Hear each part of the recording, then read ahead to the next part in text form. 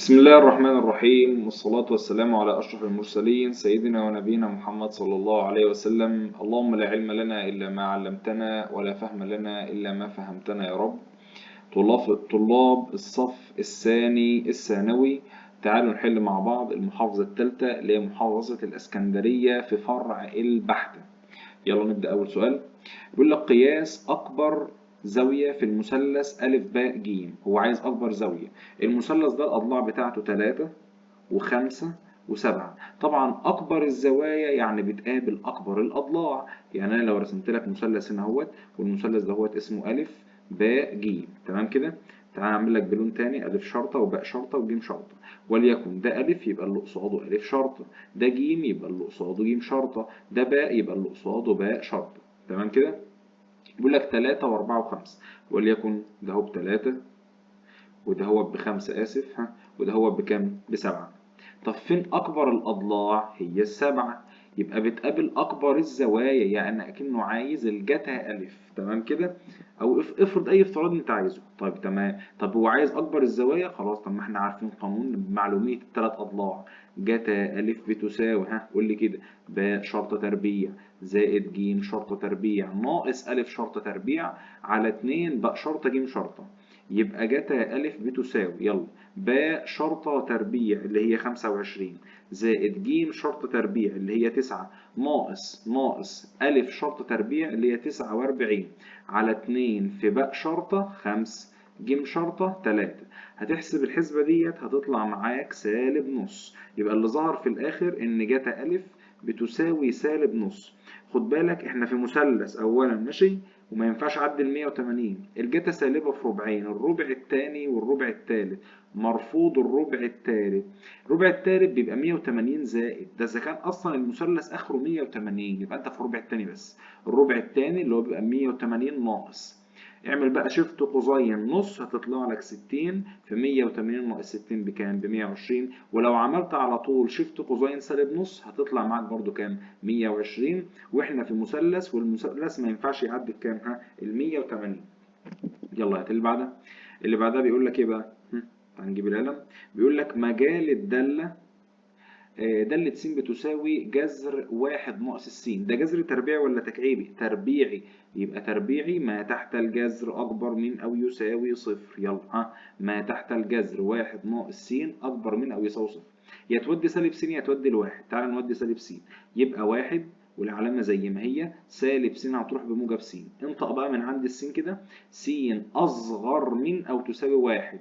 طب تبقى س تنتمي لإيه بقى؟ أصغر يعني من سالب ما لا نهاية لحد الواحد. خد بالك سالب ما لا نهاية دايما بتتكتب الأولى، وموجب ما لا نهاية بتتكتب التانية، عشان لو أنت تتلخبط فيهم. سالب ما لا نهاية دايما بتتكتب الأولى ودايما فترة مفتوحة.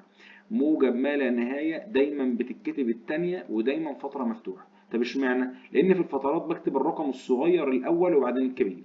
يبقى من سالب ما لا نهاية الواحد. طب الواحد فترة مغلقة ولا مفتوحة؟ عنده يساوي، يبقى معاك. يبقى من سالب ما لا نهاية للواحد مغلق اللي هي الإجابة ب. طب نفترض إن هو عايز مجال ديت الجذر التكعيبي لواحد ناقص س. لا، الجذر التكعيبي مجاله ح، أو أي أس فردي بقى، تمام. هات السؤال اللي بعده. بيقول لك إيه بقى في السؤال اللي بعده؟ بيقول لك إذا كانت دالة س بتساوي جا س أس 4، آسف، دالة س بتساوي س أس 4 في جا س تكون نقط. طب تعال، أنا قلت لك في الضرب وفي القسمة. في الضرب وفي الايه؟ قسمة. بتعامل مع الفردي اكن اشارته سالب، وبتعامل مع الزوجي اكن اشارته موجب في الضرب والقسمة، تمام. طب ما هنا ضرب اهو. طب س أس 4 دي دالة زوجية في. طب والجا؟ لا، الجا دالة فردية. الجتا ومقلوبتها هما اللي زوجية بس. طيب، يعني أكنك يا أستاذ بتضرب موجب في سالب. طب موجب في سالب بسالب، والسالب ده يعني إيه؟ السالب ده يعني دالة فردية. عندك دالة فردية؟ الإجابة باء. هات اللي بعدها. بيقول لك نقطة رأس المنحنى. نقطة رأس المنحنى رأس بتساوي مقياس س ناقص 6 زائد 1. سهلة. ساوي اللي جوه بالصفر وخد اللي بره زي ما هي. ساوي اللي جوه بالصفر يبقى 6، واللي بره زي ما هي تبقى كام؟ 1. يبقى الإجابة 6 و1. هات اللي بعدها. جميل السؤال ده برضه. بيقول لك مجموعة حل المتباينة الجذر التربيعي س تربيع ناقص 6 س زائد 9 أكبر من 1. طب تعال نشوفها كده. في واحد يقول لك إيه بقى؟ طالما هي أكبر يبقى الإجابة فرق الفترة المغلقة، بس صفر بقى، يبقى الإجابة فرق الفترة الإيه؟ المغلقة. تعال برضه نشوف. ادي الجذر التربيعي، في تحليل او حاجه؟ ده شكله كده مربع كامل، س ناقص الجذر التربيعي الاخير 3 لكل اس 2، وكده كده اكبر من الكام؟ من الواحد. طب التربيع لما يطير مع الجذر ايه اللي هيتبقى؟ اوعى تقول لي س ناقص 3، انت كبرت بقى. يبقى مقياس س ناقص 3 اكبر من الواحد. مقياس اكبر، انا معلمك ان مقياس اكبر بنقسم صفحتنا نصين. مرة أقول س ناقص 3 أكبر من الرقم ده بالموجب، وس ناقص 3 أصغر بالرقم ده بالسالب، ودي بعكس الإشارة يبقى س أكبر من الأربعة، تمام كده؟ ودي بعكس الإشارة سالب 1 زائد 3 تطلع بكام؟ تطلع ب2. عايز تمثلها على خط الأعداد براحتك، بس إحنا قلنا أكبر يبقى الناتج فرق الفترة المغلقة اللي هي كام وكام بقى؟ 2 و4. لو كانت أكبر من أو يساوي فرق الفترة المفتوحة. يبقى عندنا فرق الاتنين والاربعة موجود، اللي هي الاجابة ج. هات اللي بعدها.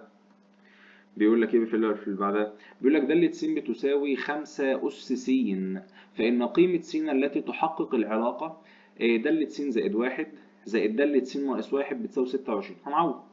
يعني بيقول لك مرة شيل س وحط مكانها س زائد 1 فوق اهو، ومرة اللي بعدها شيل س وحط مكانها س ناقص 1 وساوي الناتج بقى ب 26. يلا ادي 5. مرة هشيل السين وأحط س زائد 1 أهو زائد، مرة هشيل السين فوق وأحط س ناقص 1 يبقى 5 أس س ناقص 1. كل ده بيساوي كام؟ 26. يلا نظبط دنيتنا. طب إيه عايز تفكها ولا إيه؟ طب يلا تبقى 5 أس س في 5 أس 1 زائد برضه 5 أس س في 5 أس سالب 1. كل ده بيساوي كام؟ كل ده بيساوي 26. طب أنت شايف إن في عامل مشترك؟ ال5 أس س متكررة هنا وال5 أس س متكررة هنا. خد 5 أس س عامل مشترك. طب إيه اللي هيتبقى؟ احذفها بقى واحذفها، ما أنت خدتها. 5 زائد 5 أس سالب 1 بيساوي كام؟ بيساوي 26. طبعا احنا عايزين السين صح؟ طب ما تقسم هنا على جنب 5 أس س، يعني اقسم وريح نفسك. 5 بدل ما تحسبها وبعدين تضرب في المعكوس الضربي، ما تقسم عليها وخلاص. 5 زائد 5 أس سالب 1 على 5 زائد 5 أس سالب 1. القوس ده كله هيطول مع ده كله، ما هم شبه بعض. يبقى 5 أس س. احسب بقى بالآلة 26 على 5 زائد 5 أس سالب 1 تطلع لك ب5. تمام؟ طب الأساس بيساوي الأساس، وطبعا مفيش أس يبقى فيه واحد، أنت فاهم؟ يبقى الأس يساوي الأس، يبقى السين بتساوي الواحد. فين؟ اللي هي الإجابة ده. هات اللي بعدها. تعال نشوف اللوغاريتمات الجميلة دي كده. بيقول لك إيه بقى؟ لوغاريتم 2. آدي لوغاريتم 2 في لوغاريتم عشان أعلمك حاجة كده عشان لو أنت بتتلخبط فيه. أهو في لوغاريتم 3 لغاية مثيل الأساس 3. كل ده بيساوي كام؟ 1. طب يلا نشتغل شغلتنا بقى اللي احنا متعودين عليه. تعرف تقول لي أول حاجة ابدأ بأول لوغاريتم. كام أس كام يدينا كام؟ هبص كده 2 أس 1 اللي هي كام؟ 2 بتساوي. اكتب كل اللي قدام اللوغاريتم اللي بالأحمر، كل اللي قدامه اكتبه. لوغاريتم س للأساس 3. ارجع عيد الكرة تاني أهو. 3 أس 2 بيساوي الأس. 3 أس 2 بيساوي الأسس أهو. ما هو س هتساوي 3 أس 2، آسف بتساوي س. يبقى 3 أس 2 بتساوي كام يا شباب؟ 3 أس 2 هتساوي 9 اللي هي الإجابة ألف. تمام. الدنيا لذيذة اهي والله، الدنيا جميلة جدا. هات اللي بعدها. بيقول لك نهاية س تقترب من ما لا نهاية 9 ناقص 6 س أس سالب 3 زائد 5 س أس سالب 2 على 3 س أس سالب 3 ناقص 3 زائد 5 أس 1 على س. طيب تعالى كده نخلي الأسس السالبة موجبة الأول، يبقى نهاية س تقترب من موجب ما لا نهاية. يلا يا باشا. أدي 9 ناقص أي أس سالب خليهولي موجب يعني نزله في المقام، يبقى 6 على س أس 3 زائد أي أس سالب خليهولي موجب يعني نزله في المقام 5 على س أس 2 زائد 3 على كام؟ س أس 3 ناقص كام بقى؟ 3. أدي زائد 5 أس 1 على س. يلا نعوض تعويض مباشر. يعني ايه تعويض مباشر؟ اشيل كل س واحط موجب ما لا نهايه، وافتكر ان اي عدد على موجب ما لا نهايه الناتج بصفر. أي عدد على موجب ما لا نهاية بصفر. يلا نعوض أهو. أدي 9 ناقص 6 على موجب ما لا نهاية أس 3 بموجب ما لا نهاية، زائد 5 على موجب ما لا نهاية أس 2 برضه بموجب ما لا نهاية أهو. 3 على موجب ما لا نهاية ناقص التلاتة، زائد 5 أس 1 على موجب ما لا نهاية. طب تمام. طب ما تيجي نعوض كده بقى. يلا ها. أدي 9 ناقص أي حاجة على ما لا نهاية بصفر، أي حاجة على ما لا نهاية بصفر يبقى فوق 9 ناقص صفر، أي حاجة على ما لا نهاية بصفر يبقى تحت صفر ناقص 3، زائد بالراحة بقى كده. أدي 5 أي عدد على موجب ما لا نهاية بصفر تبقى دي 5 أس صفر. تمام. يبقى ديت فوق 9 على صفر ناقص 3 بسالب 3، زائد أي حاجة أس صفر بواحد، أي حاجة أس صفر بواحد. يبقى 9 على سالب 3 فيها السالب 3، سالب 3 زائد 1 الناتج يطلع بكام؟ ها، بسالب 2. فين سالب 2؟ اللي هي الإجابة بقى. هات اللي بعدها. بيقول لك نهاية س تقترب من صفر. تبقى دي دوالة مثلثية بقى، طالما تقترب من صفر يبقى دي دوالة مثلثية. جاء 2 س تربيع زائد ظ. تعال ما تبقى لك اهو. نهاية س تقترب من الصفر. ها، جاء 2 س تربيع زائد ظ تربيع 3 س على س تربيع. عايز النهاية دي كلها. طب ما يلا، طب ما احنا ممكن نعمل حاجة، طب ما احنا ممكن نجزأ البسط على المقام. طالما المقام حاجة واحدة جزأ عادي براحتك. لو البسط حاجات كتيرة والمقام حاجة واحدة جزأ عادي. يعني هجزأها ازاي؟ اهو. ادي نهاية س تقترب من الصفر. جاء 2 س تربيع تتقسم على س تربيع. هنا في زائد اهو، ولو هنا كان في اكتب فيه. وهنا نهاية س تقترب من الصفر ظ تربيع 3 س برضو على كام تحت؟ على س تربيع. يلا نظبط الدنيا دي كده. يلا نشوف هي على شكل القانون ولا مش على شكل القانون. ده الزاوية اللي فوق اهي شبه الزاوية اللي تحت اهي، يبقى الناتج المعامل على المعامل، يبقى ديت 2 على 1 فيها كام؟ الاتنين، زائد دي التربيع على الظا. كنت قلت لك في الشرح ايه؟ مربع ده اهو على ده اهو، مربع ده اهو على ده اهو. او ممكن الناس تكتب ده ازاي؟ بص كده، دي ممكن تكتب ازاي؟ يكتب ظا 3 س على س الكل أس 2، يعني سحب التربيع من فوق وسحب التربيع من تحت وخده مشترك، ويطبق القانون عادي. 3 على 1 فيها التلاتة، ويربع تبقى كام؟ 9. أي حاجة مش مشكلة. يبقى 2 و9 كام يا شباب؟ 2 و9 11، اللي هي الإجابة ده. تعال نشوف اللي بعده كده. رقم 10 بيقول لك مثلث لام ميم نون. مثلث لام ميم نون فيه لام شرطة بتساوي 8.4، وقياس زاوية م ب75، وقياس زاوية ن ب50. فإن مساحة الدائرة، هو عايز مساحة الدايرة. طب إن حد عارف مساحة الدايرة قانونها إيه؟ مساحة الدايرة باي نق تربيع، والمحيط 2 باي نق. يبقى إحنا هندعبس عشان نجيب النق، دعبستنا كلها عشان نجيب النق. طب قول لي احنا في قانون الجيب ولا جيب التمام؟ لا، ده زاويتين وضلع، يبقى انت في قانون الجيب. طب ماشي، يبقى احنا بص كده. عندنا قياس زاوية ن، عندنا قياس زاوية ن بتساوي 50 درجة، وعندنا قياس زاوية م بتساوي 75 درجة. طب ممكن نجيب قياس زاوية لم. دي زاوية دي زاوية دي زاوية. 180 ناقص وافتح قوس 50 زائد 75 تطلع معاك في الآخر 55. استخدم بقى قانون الجيب. طب استخدم بقى م شرطة على ج ن، على حسب انت عندك لام شرطة يبقى استخدم اللي فيها لام شرطة بس. يبقى لام شرطة على ج لام بتساوي 2 نق. يلا نعوض. لام شرطة ب8.4، جا لام يعني جا 55 بتساوي 2 نق. بتساوي كام؟ ها، 2 نق. طيب عايز تعمل مقص براحتك. طب واحد يقول لك طب انا الاتنين دي عايز اخلص منها الاول. ممكن ناس تحسب ده على بعضها كده اهو، والناتج اللي يطلع تقسم هنا على الاتنين على الاتنين. اقول لك طريقه سهله بقى. شيل الاتنين من اهو، حطها هنا اهو، واحسب الناتج ده اهو. بس اكن عملت مقص والله، خد بالك. شيل الاتنين من اهو وحطها تحت اهو، واحسب ده كلها على بعضها بقى. 8.4 على 2 جاي 55. هتطلع نق معاك. نق معاك بقى تقريبا هتطلع 5 علامة 1 2 7 2 5. كمل انت بقى.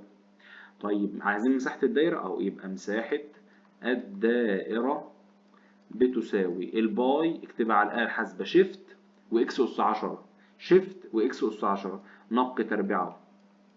طبعا اعملها انت انصر على الآلة الحاسبة كل أس 2. تقريبا هتطلع معاك 83. ممكن تطلع معاك 82 و5 من 10، والخمسة تزود. 82.9 فتزود، فتقريبا أقرب حاجة هنا اللي هو كام يا شباب؟ 83. ها هات اللي بعدها.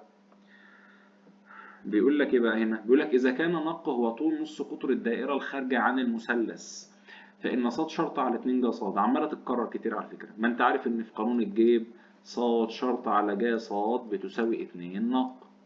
طب هو ايه كان كاتب ايه فوق ده؟ تعالى كده اقول لك كان كاتب ايه فوق. هو كان كاتب فوق ص شرطه، هو عايز ص شرطه على 2 ج ص. طب ايه رايك احنا ممكن نشيل ايه ونحط مكانه ايه؟ ما انا ممكن اشيل ص شرطه على ج صاد واحط مكانها كام؟ 2 نق. بس خلي بالك بالله عليك، هي الاتنين ده هي في البسط ولا في المقام؟ في المقام، فتبقى نص. مش بمزاجك تقول لي 2. 2 لو هي مكتوبه فوق اهو، لو هي مكتوبه فوق اهو قول لي 2، لكن دي اسمها نص في. طب صاد شرط على ج صاد من فوق بكام؟ ب 2 نق حسب قانون الجيب. لو انت مش عارفه مش هتعرف تحل. يبقى الاتنين هتطير مع الاتنين، يبقى المسألة هتصفى عليه بقى بتساوي نق اللي هي 1 نق. تمام. هات اللي بعده. تعال نشوف الأسئلة بقى اللي هي بتبقى عليها درجتين. ها بيقول لك إذا كان محيط الدائرة المرة برؤوس المثلث أ ب ج بتساوي 2 باي، يعني محيط الدايرة ب 2 باي. طب ماشي، أنا بقرأ السؤال بالراحة أو بكتب المعطيات بقى عشان أفرز المسألة كده. يبقى أنت مديني محيط الدائرة بتساوي 2 باي. طب ما أنا أستغل السطر ده. تستغله في إيه؟ ما تكتب قانون المحيط وتساوي ب 2 باي، جايز نستفاد حاجة. يلا أنا وأنت هنكتب أهو. محيط الدايرة 2 باي نق بتساوي 2 باي. اقسم على ال 2 باي أو طيرها. أهو دي مع ديت فيها الواحد، دي مع دي فيها الواحد، يتبقى نق. ودولت مع دولت هيطيروا فيهم الكام؟ فيهم الواحد. يبقى الحمد لله استفدت من أول معلومة إن النق بواحد. 10 على 10. طب وبعدين؟ ها بيقول لك بعد كده إيه؟ بيقول لك أنا عايز ألف شرطة قتا ألف. طب ممكن أكتبها كده بعد إذنكم، يعني بعد إذنكم ألف شرطة على جا ألف، مش مقلوبة القتا جا نزلها في المقام زائد ب شرطة قتا ب. هو قصده يقول ب شرطة على جا ب، خدوا بالكم بس هو صايع شوية. زائد ج شرطة على ايه بقى؟ على جا ج. ما هو مقلوبة القتا جا يا جدعان، صح؟ طب ما احنا عارفين ان أ شرطة على جا أ بتساوي 2 نق، وب شرطة على جا ب بتساوي 2 نق، وج شرطة على جا ج برضه بتساوي 2 نق. طب النق بكام؟ بواحد. 2 في 1 ب2، و2 في 1 ب2، و2 في 1 ب2. يبقى الإجابة في الآخر كام يا شباب؟ يبقى الإجابة في الآخر بتساوي 6، اللي هي الإجابة إيه؟ ج. هات اللي بعده. اللي بعدها جميل، وفي ناس تقعد تحل فيها وهي سهلة أصلا. بيقول لك مجموعة حل المعادلة مقياس 2 س ناقص 1 زائد 5 بيساوي 0. يلا نودي الخمسة بعكس الإشارة. يبقى مقياس 2 س ناقص الواحد بتساوي كام بقى؟ سالب 5. نعم نعم نعم. هو ازاي مقياس في الرياضة يخرج لنا سالب؟ مستحيل، ده المقياس دايما بيخرج موجب، صح؟ ما انت عارف كده كويس، بس مش هنعرف نحل. يبقى الإجابة ايه على طول؟ يبقى الإجابة فاض. هات اللي بعدها. بيقول لك ايه؟ اذا تقاطع منحنيا الدالتين دال ودال اس سالب واحد. والله انا قلت لك الداله والداله العكسيه، ما هو دال اس سالب واحد عن الداله العكسيه. الداله والداله العكسيه لما يتقاطعوا يبقى الصاد بتساوي السين، يبقى الصاد بيساوي السين، وبيتماثلوا حول المستقيم برضو صاد بيساوي س. طب يلا هنساوي الصاد بالسين، يبقى كاف تربيع بواحد. خد الجذر للطرفين بالموجب والسالب، يبقى الكاف بتساوي موجب او سالب واحد، اللي هي الإجابة ج. هات اللي بعده رقم 15. بيقول لك إذا كانت د و ر دالتين بحيث كان دالة س بتساوي 3 س زائد 1 وراء س بتساوي س تربيع ناقص 5. هو عايز د تركيب راء للاتنين. د تركيب راء للكام؟ للاتنين. شوف هنعوض ازاي بقى. امسك الاتنين عوض بالعكس، امسك الاتنين عوض بيها في الر. فين الر؟ اهي. يلا قول لي والناتج اللي هيطلع هنمسكه نعوض بيه في الدال. امسك الاتنين عوض بيها في الر. طيب يلا انا معاك اهو. 2 اس 2 ب4 ناقص 5 يبقى سالب 1. يبقى الاجابه طلعت ايه؟ سالب 1. السالب 1 ده اهو بقى عوض بيه في الدال وهتكون خلصت سؤالك. فين الدال؟ اهي. يلا شيل كل س نحط سالب 1. 3 في سالب 1 زائد الواحد يبقى سالب 3 زائد 1، يبقى الناتج يبقى كام؟ سالب 2، اللي هي الاجابه د. رقم 16. بيقول لك ايه بقى في رقم 16؟ بيقول لك مجموعة حل المعادلة لوغاريتم س زائد 2 والأساس تحت 10 بس ما بيتكتبش، زائد لوغاريتم س ناقص 2 والأساس تحت 10. الحمد لله إن هما ليهم نفس الأساس وبينهم موجب. طب ما جمع اللوغاريتمات بيتحول لضرب، خد لوغاريتم واحد اضرب. ده دول ضربهم سهل. ها، أول في أول ناقص تاني في تاني. س تربيع ناقص 4 بتساوي كام بقى؟ واحد. طب ما الواحد، طب ما أنا ممكن أعمله لوغاريتم 10 للأساس 10، هي صح؟ عشان أظبط السؤال. ناقص لوغاريتم 2. آدي لوغاريتم س تربيع ناقص 4 بتساوي لوغاريتم. طب لوغاريتم القسمة لو ليهم نفس الأساس آسف لوغاريتم الطرح بيتحول لقسمة، يبقى ده أقسم 10، مش هطرح 10 على الاتنين، يبقى فيها كام؟ 5. طالما ليهم نفس الأساس مسموح لك تطير اللوغاريتم مع اللوغاريتم.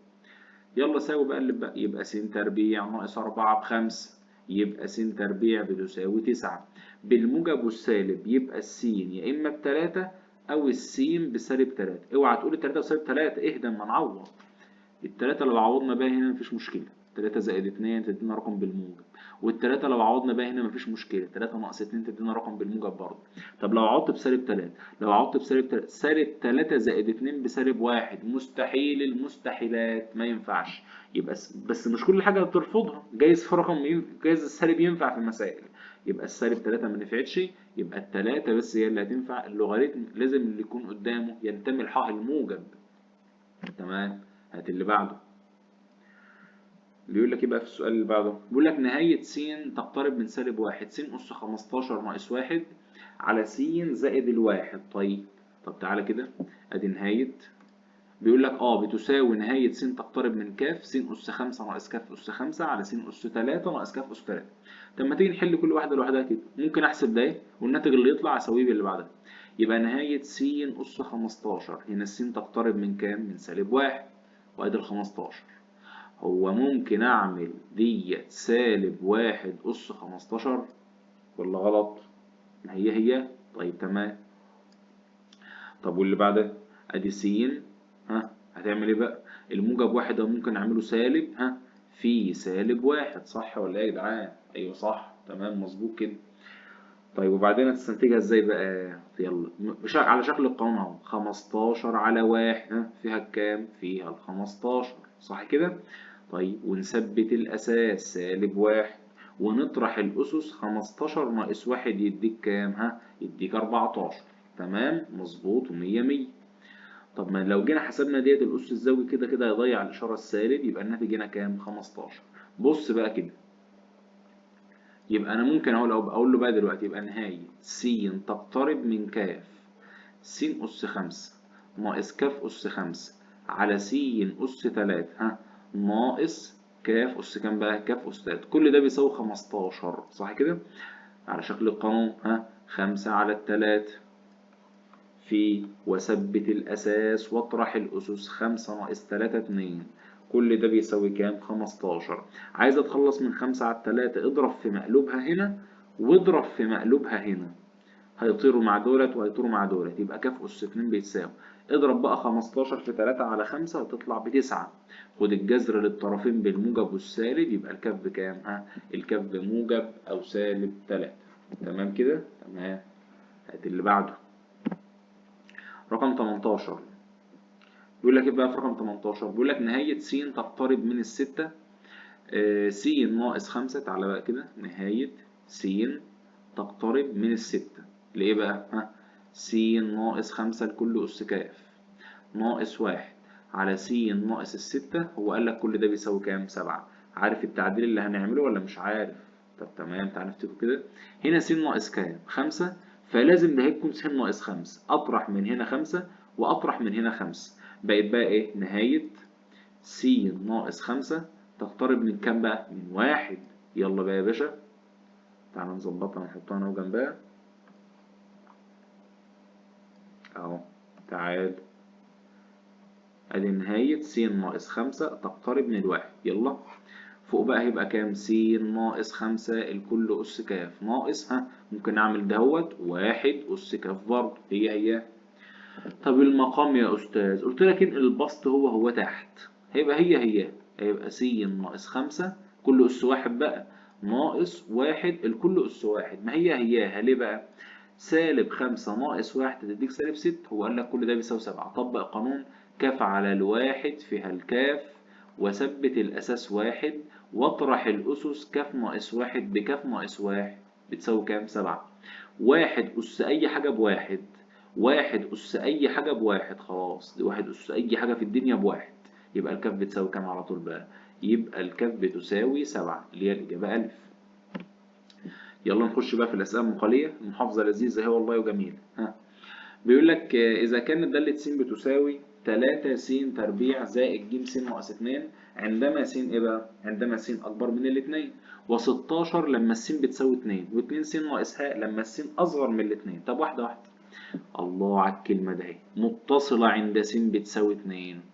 الاتصال ده على علمي فقط. طالما متصلة عند س بتساوي 2 يبقى بص كده، يبقى دالة الاتنين بالموجب اللي اسمها دالة الاتنين اليمنى بتساوي دالة الاتنين بالسالب اللي هي دالة الاتنين اليسرى بتساوي دالة الاتنين. أول ما يقول لك متصلة عند رقم، التلات حاجات دول تقوم كاتبهم على طول. طب وبعدها دالة الاتنين بالموجب هات النهاية هتعوض في هنا ولا هنا؟ هات النهاية عند س أكبر بتعوض في بتعوض في أكبر. طب س اتنين بالسالب بتعوض في الأصغر. طب س دالة الاتنين من غير أي حاجة بتعوض في اللي فيها يساوي 2. تمام؟ طيب تعال نشوف هنا كده، يبقى روح عوض في اللي فيها أكبر من 2، أكبر من الاتنين اللي هي فوق. تمام كده؟ أهو. طب أنا هقسمها كده أهو بقى الصفحة.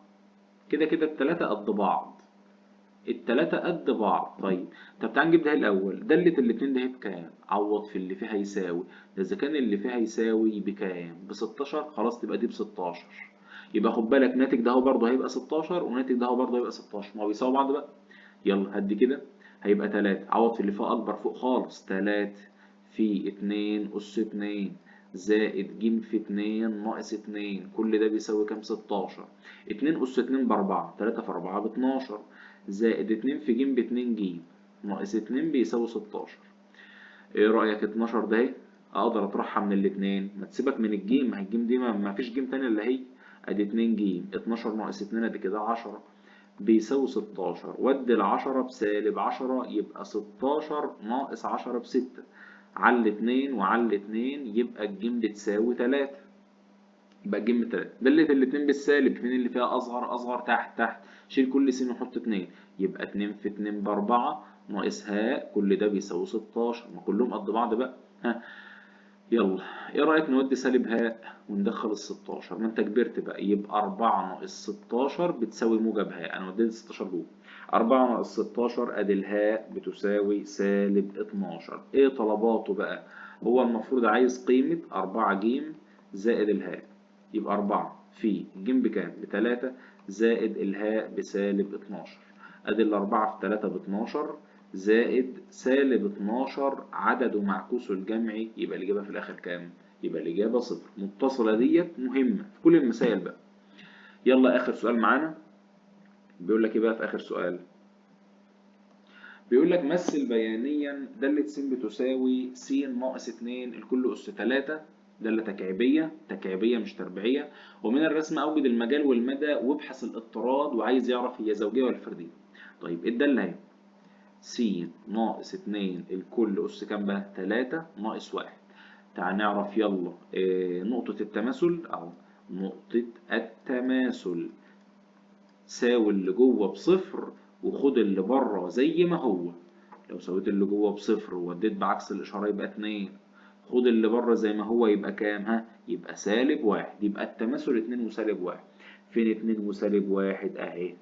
فاكر في الشرح كنا آسف معلش، دهيت 2 وسالب 1. دهيت 2 وسالب 1. بنعمل ايه؟ بعمل محاور وهمية عندها، وتبقى دي بقى المحاور بتاعتي اهو. بعمل محاور وهمية عند 2 وسالب 1. معلش بقى هي جت كده. طب انت تعملها ازاي بقى؟ ها هترسم الدالة يا ترى في الربع الاول والتالت، الربع الاول والتالت ولا التاني والرابع؟ المحاور اللي بالاحمر دي هي المحاور بتاعتك بقى. والله على حسب اشارة السي وعلى حسب اشارة القوس. ها طب هنا موجب، خلاص يبقى المسألة ربع أول وربع تالت أهو. رسمة الدالة التكعيبية. تمام كده؟ طيب يبقى دي رسمة الدالة التكعيبية ونقطة التماثل 2 وسالب 1. طيب طب هو عايز إيه بقى؟ عايز عايز المجال. طب تعال نجيب المجال كده.